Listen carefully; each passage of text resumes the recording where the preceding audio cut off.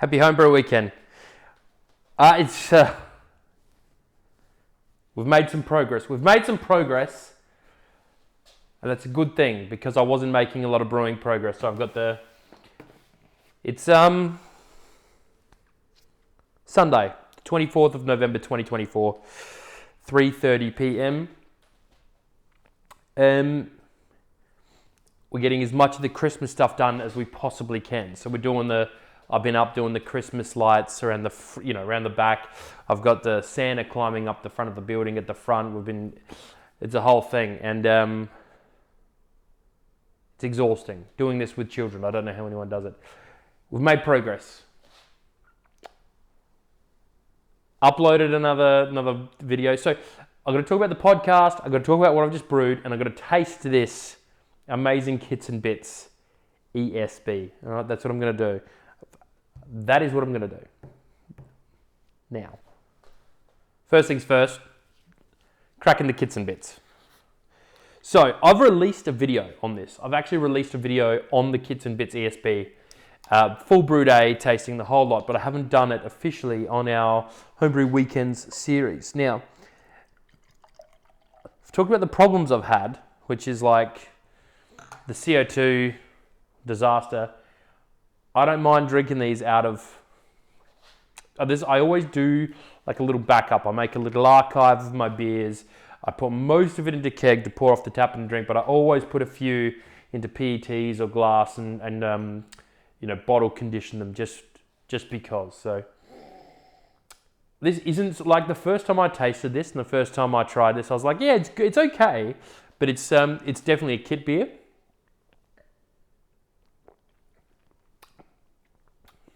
And I stand by that. Actually, it does taste like a kit beer. It's got that slight bit of homebrewiness. It's like a sugary sweetness.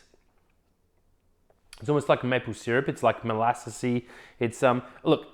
I will say this, right? This is nothing on the aroma. Absolutely nothing. Slightest little bit of bitterness at the very front. In the middle, you have like homebrew kitty, sugary sweetness, molassesiness. Still tastes like beer, right? But you can tell when you have a sweet beer and it's because of the grain. You can taste the grain. This you can taste the syrup. Like that. That's all I'd put it to. I'd love to blind taste this against a couple of all grain beers and go, that's a kit beer. And I might see. Yeah, it's very hard for me to do with myself. But look. Saying all of that, I say this. This is a fantastic beer. I'm a very harsh critic when it comes to homebrewed beer. I like a lot of it. I think a lot of it is fantastic, but I'll also, unless it's a fantastic beer, I'll tell you why it's not a fantastic beer. And it's very drinkable. It was really cheap to make. Normally it should be easy to make. This was difficult because we had grains, DME, hop tea. Like we did a whole thing with it, so it's a little bit annoying that we lost so much beer. But so we lost about 20 litres worth, give or take, because the keg had a small CO2 leak.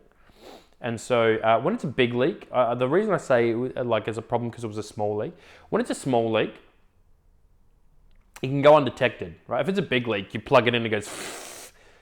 You go, okay, that we've got a problem, let's fix it. But I repaired the keg, put new keg posts, new seals, the whole lot, put CO2 on, held for a day, burped it, all good, no problems.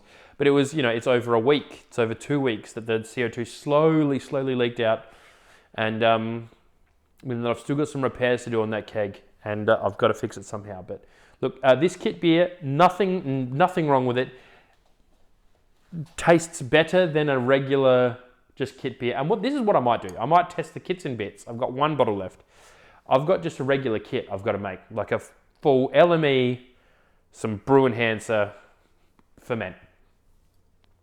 I might test that against this and see what the difference is. See if the steeping of the grains, the hop tea, I didn't really do a nice ferment with it. I did a let it go fermentation and then cold crash, but see if it does taste more homebrew. But nothing wrong with this beer, fantastic beer. Kind of. The other thing, I finally got a brew on.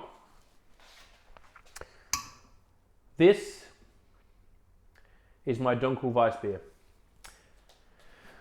The recipe: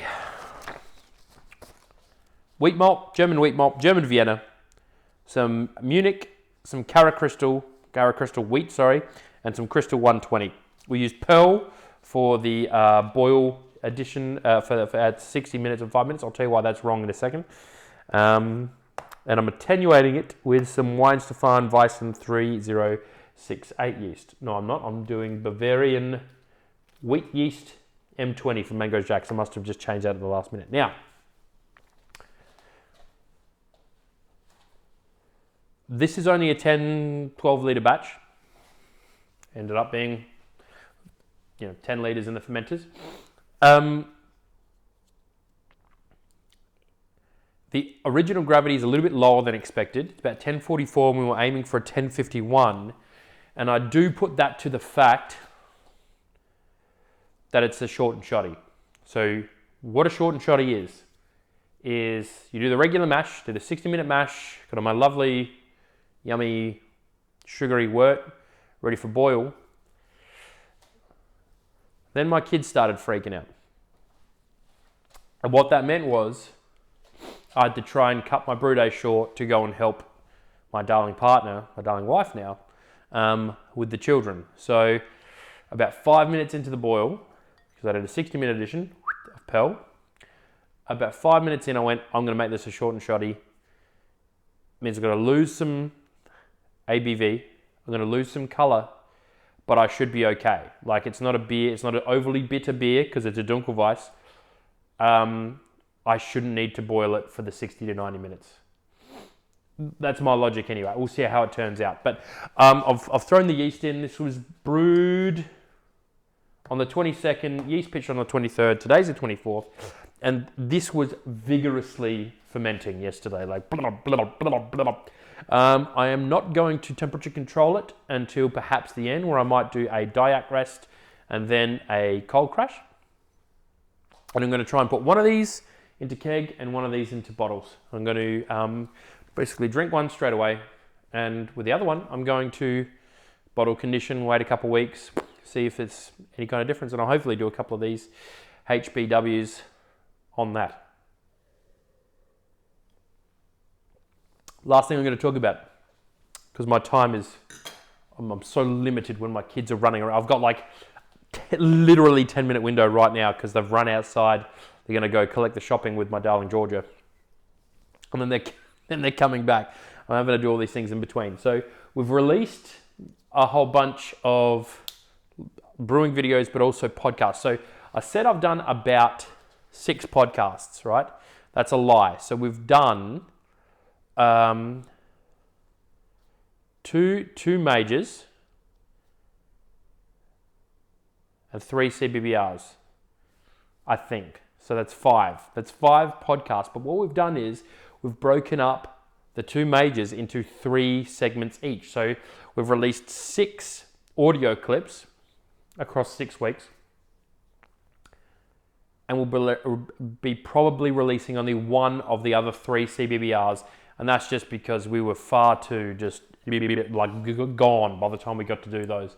It's not really listenable. And I know some people are like, that's even better, release it. No, it's not. It's not a good bad. Like, it's what are they talking about bad? Like, it's just heavily slurring. Not slurs, but like actually slurring our words, like, you know.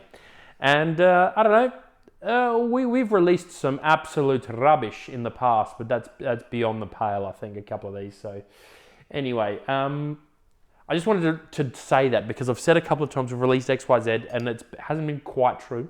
And that's not because I'm trying to lie, it's just because I didn't have the information in my brain. What's next? So I'm doing some editing at the moment, trying to get another brew day video out, the All Grain ESB. I've made a video of me brewing this. I'll put that together after I do a tasting and release that. Next is the brew day for the American wheat, which I am the most excited about. I can't wait I feel like the flavor profile and the grain bill and the hops, everything is right up my alley. I'm hoping it comes out somewhat Sierra Nevada pale ale-ish. I would love for that to be the case.